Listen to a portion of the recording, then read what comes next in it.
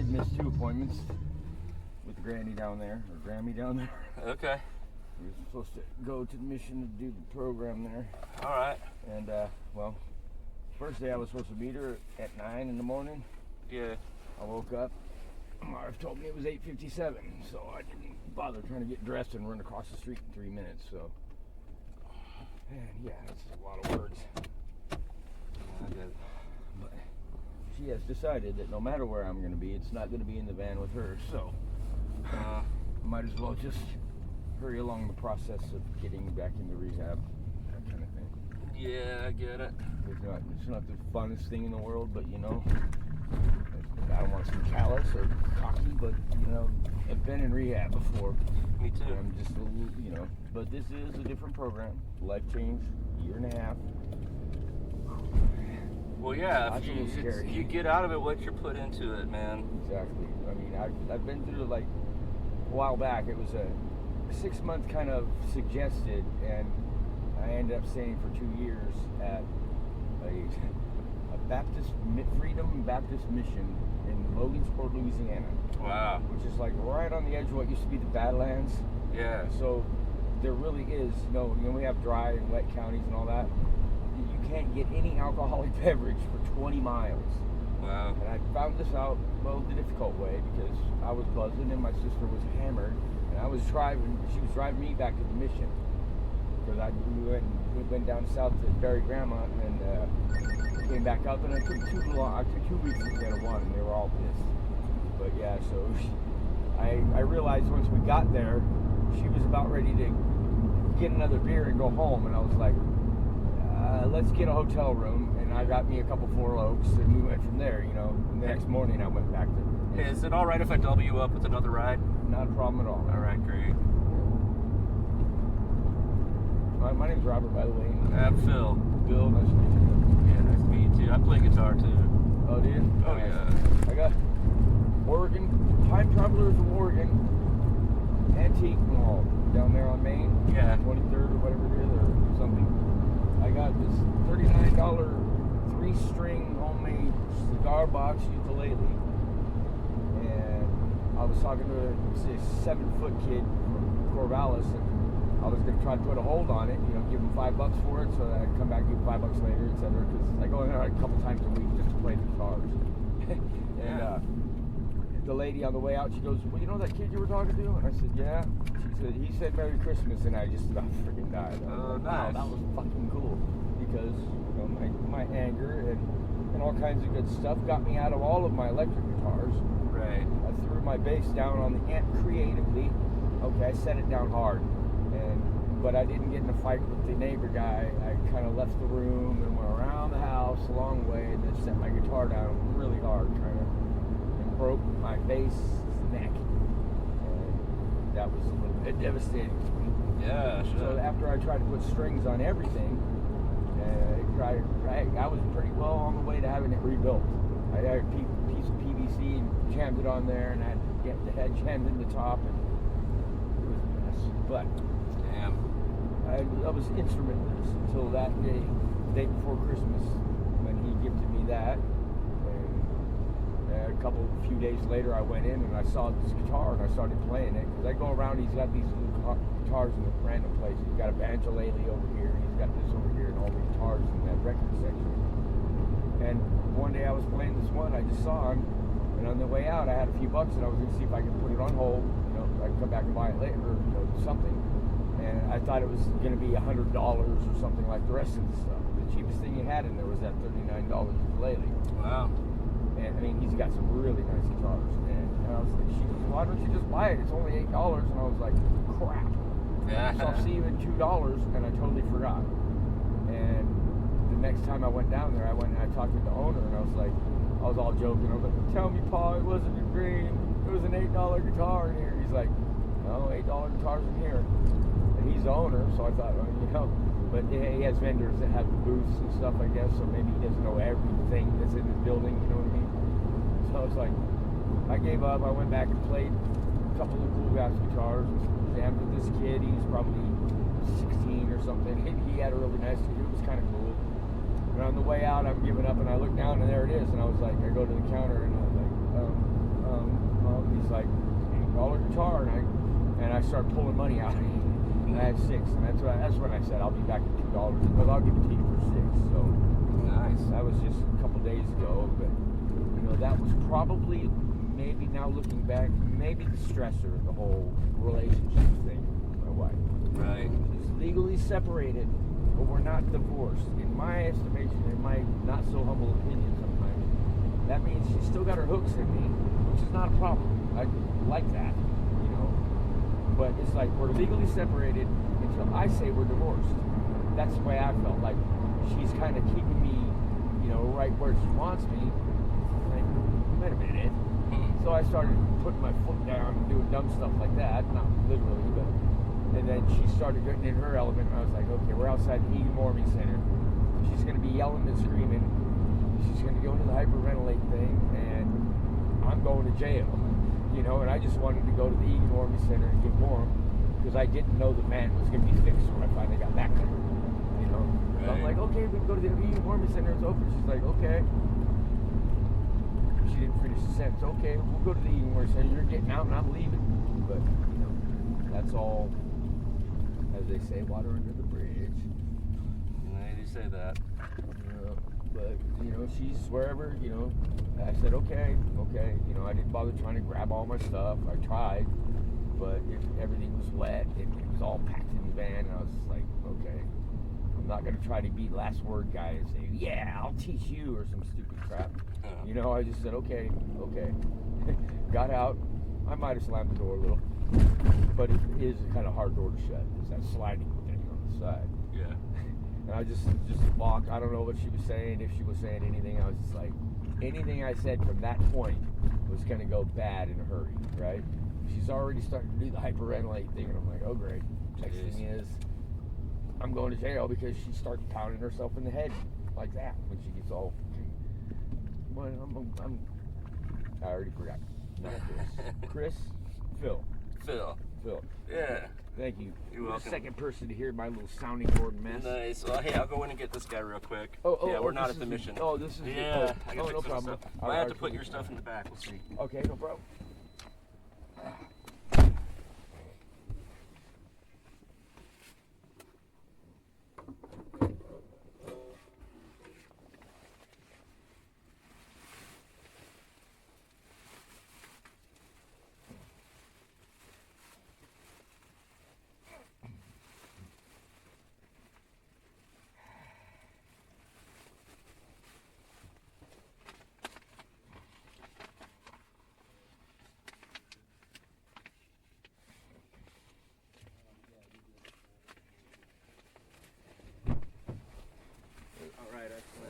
Yeah, kind of cleared it out. I don't have much stuff.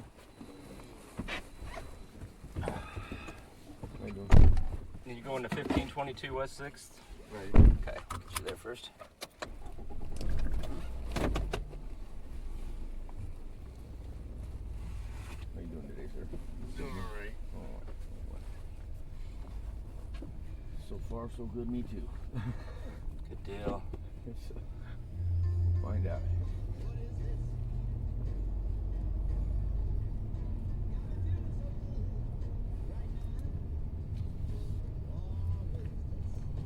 This is, which hospital is this? Riverbend. Okay. The one I was at was McKenzie-Willamette. Yep. Okay. And now in Riverbend, is it in Springfield as well, or is this considered Eugene? They're both Springfield. Okay. I've been confused like that, you know. Got taken to the hospital at one point, and my wife left me a note that was behind me I couldn't see, and she boned out. She's like, I'm done with this. And I didn't realize that. So I got him, put on my clothes and left. And I walked outside and realized I wasn't at McKenzie-Willamette. I wasn't like 6 blocks from home. I was here. And I wasn't sure where here was. So that was my first experience with somebody cahoots coming in to give me a ride to I slept in a pallet house that night, I think. And I'm laughing like it's funny, or that's comical, and it's not. Kind of a deal. Anyway, how you doing this evening? I already asked that. Right. I think we're all doing okay. That's what's up. Good thing. Good thing.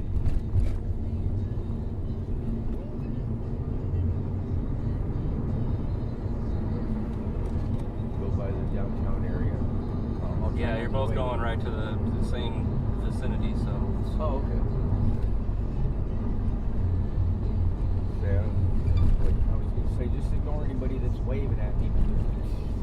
But we're already out of it. Like, that's the big hang there. When I was at 1710 Main, I used to just always go down to 7-Eleven and hang out, playing guitars, messing around. And when years later we end up by the hospital there, people have it. And I was still going downtown all the time, hanging out until 3, 4 in the morning, playing guitar and stuff.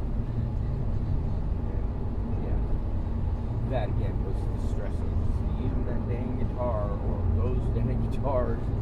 Yeah, I haven't been playing for a while just because it just consumes me.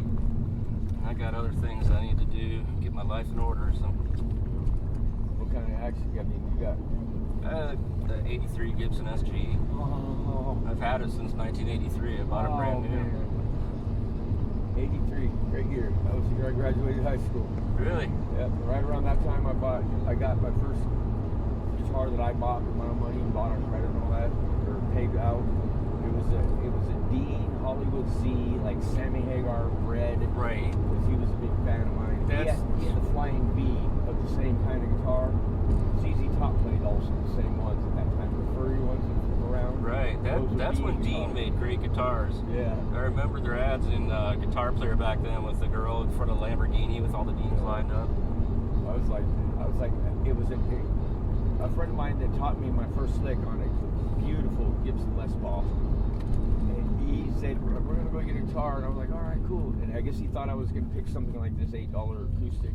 And I just went right for the red Dean Hollywood Z. And, you know, I thought I was going to be famous and a rock star. And I played it for a while, but never got in a band. Went down to Texas, got a barbecue restaurant, and started working with a guy who was a drummer in a band. The bass player quit, so I learned 10 songs in 2 weeks on a bass, on an acoustic guitar with 4 strings. Got in the band and then had to learn the rest of the 80 songs for a 4-hour show in 2 months so we could play at Sigma Chi Party. And it was just, I didn't realize that I picked up the Green Man Leashy real fast. Oh yeah, that's one of the first song I learned. Right. And Earl taught me that, and I was like, wow, maybe I got something from this, because I always wanted to be in a band. I always wanted to be cool since I saw Kiss on the day Elvis died. Right. August 16, 1977. I was 12 years old. I saw Kiss and Cheap Trick at the Cow Palace in San Francisco. Nice. Yeah, Kiss is what got me Elvis too. had died. And I'm like 12, and I hear it. He dedicated the show to the King of Rock and Roll, and I was like, what? And I mean, I really was kind of like. I was in Florida that day. Yeah, I remember it on the TV. August 16th. Yeah, that was in California. A little bit later, freshman year, sophomore or something. I became one of those Californians that moved to Oregon. And our friends from California that were up here already, as soon as we get here, they say, change your plates like yesterday. Because they don't like people from California here.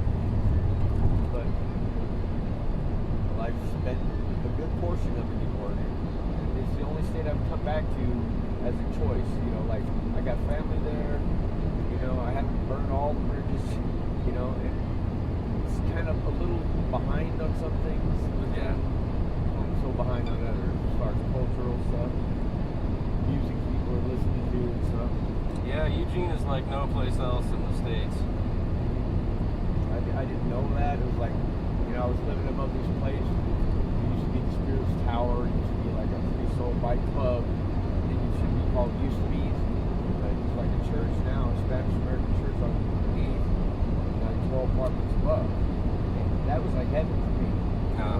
Every Wednesday and Saturday, or Wednesday and Sundays, the Baptist, God would come through the floor and I'd be playing along with them. You know, they had, at the beginning of the pandemic, they had like outside church. It was like a drive-in theater kind of deal. And I was hanging in my bedroom window, playing along with the guys in the band down on the stage. And I didn't think anybody could hear me because it was just a little Bluetooth speaker. And then all of a sudden it was like, it got quiet and the dude looked up and I was like, it was kind of fun, you know. I never went to their church, but I'd been to the Spanish church in Mexico a bunch of times and stuff. Yeah. So it was like, it was cool. It was like being in church, but have to know what he's saying. Well, I was one of those guys that said, all right, read your Bible, huh? So that's what these people say, read the Bible. So I went through some programs, learned as much as I could. But wherever I go, there I am. Can't escape yourself, huh? Yeah, pretty much. Got a Gibson SG 1983. Yep, deluxe. My first bass was the SG shaped red and black. You know, I wanted to be Gene Simmons, of course, you know. Oh yeah, But me too. Mom bought me that bass when I don't even know how old, and I carried it around for a while playing Smoke on the Water and, you know, like the 3 bass lines that I knew. You know, I don't remember now, like Dazed and Confused and Smoke on the Water, and there was another one that was really easy. But, you know, in 1987 comes along, I get in the band, and we're playing in the Riverwalk in San Antonio and stuff. Look at you. And that was the year Guns N' Roses came out. I played them because I'm not famous. Yeah, I saw them open for Alice Cooper in 1988. Oh, man. That was still, I mean, well, they've never been bad. But, Yeah, I took my mom to that show. She's a big Alice Cooper fan. oh, man, I would love to see Alice. That was a big part. That was in Chicago. Vincent Farnier or something like that was his real name. What, a guitar? Yeah, Alice Cooper. Oh, okay, yeah. Yeah, I don't know his real name. I just know it wasn't Alice, very likely. Yeah. And I guess Kip Winger was his bass She player. has the meter running. Just feel free to mark it as done. I can't pull right once you do that. 10-4, thank you. Pretty much the things I know is like music and movies, some books. And my wife, she's like, movies, yeah, The Hobbit, and then the second part of The Hobbit, and the third part of The Hobbit, then Lord of the Rings. You know. One night, yeah. Okay, got you.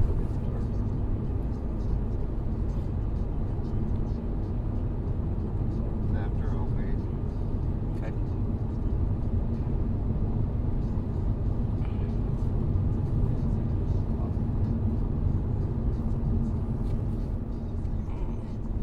An incident.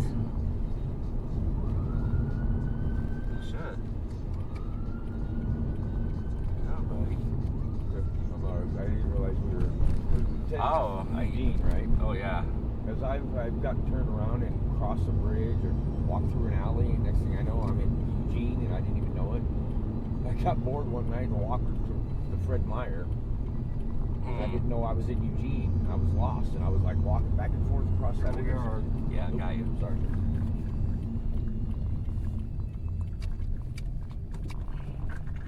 It's right Not here. exactly sure what that was all about. No. Don't have my police scanner on me. The first thing I did was look to see if I knew anybody. Down on the right. Okay.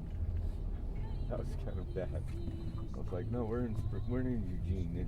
I don't know anybody over here. Okay. Here you go, sir. You have a good night. Thank you. All right, I talked through your whole ride. Have a good night. You're good.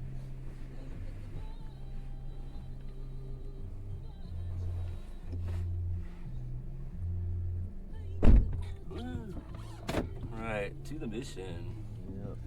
Yeah, don't be afraid of a life-changing program, man. Just be afraid of what you're running from, because you don't want to go back there. I mean, I was in a detox here at Buckley last May, and then went to Serenity Lane out in Coburg. Nice. Did 30 days there, and that was This life-changing. October. Yeah. I was in Serenity Lane at this time last year. Really, in I Coburg? got out like on January 22nd or something. Who was your counselor? Brandy. Okay. Brandy Flores. Right, yeah. Brandy J. Yeah. I remember all of them. I bring people out there all the time, man. I catch up with people. It's funny. I mean, I would love to have went to the hospital and said, I want to go back to Serenity Lane, but I thought that seemed a bit much because I'd been there a while and, you know, I enjoyed the program. Yeah. And my wife came and visited in our motorhome. Yeah. And then she came and visited again, and I started thinking about, okay, I'm on my way out. I'm in the last week or so. It's time to buckle in and really do something. Got a little over-caffeinated, and one of the girls in my group said, so if caffeine was your drug of choice, does this mean you've had a relapse? And I was like, oh, man. Caffeine was your drug of choice? No, I'm saying because I was really over caffeinated when I came back after lunch, and man, I had my shoes on backwards on purpose to see if anybody would notice. I had to say it 3 times before anybody looked down. That's funny. And Brandy just said, "Did you know your shoes were on backwards?" And I was like, "Oh, you're good too. All right." That's funny. But this girl in my group, and there was a new girl and a new guy in the group that sitting there. So when she said that, I thought, well, no, but what if this girl, Lindsay, what if caffeine was her drug of choice? And I just acted like a dick about it, like, caffeine's nothing. I was like, okay, so I tried to do this little thing. I was like, okay, let's see if they let me kind of out, but not out. Right. And then be readmitted back into my group.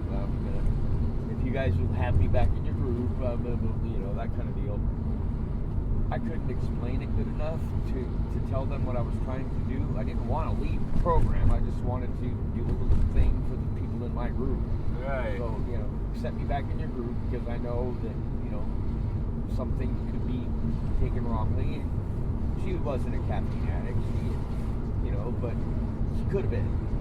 I didn't causing somebody younger than you to stumble and tie her millstone around your neck and all that bit. Right. So it's a long story. I kind of was like, man, you know, year and a half in the mission sounds challenging. I was like, man, Serenity Lane, I like that. They had really good food. Yeah, that's all right. But that's going to rehab because they have really good food, right? I mean, yeah, that's not the reason to do it. You know, at least the mission, you'll get to come and go.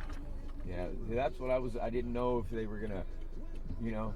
But yeah, I talked to somebody a little bit about it, and you know, you kind of have to go. Like you get up in the morning, they want you gone all day looking for work or doing something. Yeah. So that's great because they'll give you the resources, or I'll know where to go. I'll usually know how to ride the bus. I mean, I've lived in big cities a little bit, you know, but the last couple times I've tried to do something different, I was completely at the mercy of my wife. She had the vehicle, she had the phone, she had the ideas. Yeah, shit, I get that. Most of the things I tried to float, for whatever reason they were floating, got shot down. Like, hey, honey, I got no. I was like, okay, well, maybe I'm not an interior designer. Maybe the picture isn't great. Okay, cool. You know, certain shit, little stuff like that. You know, or like somebody had left our apartment building and they left this big wooden like box, like somebody got something in it, but it was perfect for shelves. And it fit right on top of our little cabinet in our room, you know? Yeah. So I knew she wasn't going to do it. So one day she was in the bathroom and I knew she'd be gone a while. I straight up ran downstairs, grabbed that thing, put it in the room, and put stuff in it. That way I knew, you know, because if I would have come to the door holding it, she would have said no and slammed the door. I was a little slick about that. She threw a fit in first. Then I noticed that the shelves started getting used, and I was like, okay, you know, that's all. I thought it would be a cool shelf, space saver. But a woman's house is her house. You know, no matter who's paying the bills. In that case, she was paying all of them. I did have a job at some point, which is another stressor. My dad had given me a harp, like a real harp, and I was taking, every time I'd go to work at Sunrise Cafe out in wherever that is, outside of town there, I'd have one of my guitars with me. And on my break, I'd go out and walk around the parking lot and play guitar, and sort of, you know. And I brought the harp in because I'd never seen a harp in my whole life, up close. And it was kind of cool. So there was another guitar player there, and I thought I'd, you know, show it to him. And Jim came was like, so were you thinking because it wasn't a guitar that I told you not to bring guitars anymore? Because they were a distraction? So you thought because it was a harp it was okay? And I said, you know, I didn't think anything like that. I thought, I'd never seen a harp before. I thought it was kind of cool. I thought maybe Jeff would want to see one. Right. Who's going to lug a harp around for any bad reason? Right. It was a little one. It was, you know, like you sit on your lap. It wasn't one of those giant ones. I would love that, though. Yeah, no shit. But he was kind of a schmuck, and I was kind of in my little attitude. So I just I went back out there. It was payday. Told my wife, I said, if you don't want to work today, you should leave now. Figured that was clear enough, but it was not. So I boned out the back door, grabbed the harp too, like I was taking it out to the car. Yeah. And it was the whole thing after that, but. Thanks, Robert. Yeah. I wish you well, Phil, man. Was it Phil? Yeah, Phil. All right. All right. too. All right. Thank you for the good wishes. You bet, man. And You we'll can do see it. if this one takes. Well, they all take some. You know? Yeah. Every time I went, it was a little better after, but This is the one, brother. a little isn't. Yeah. Take care, bro. Thanks. All right, you too. See ya.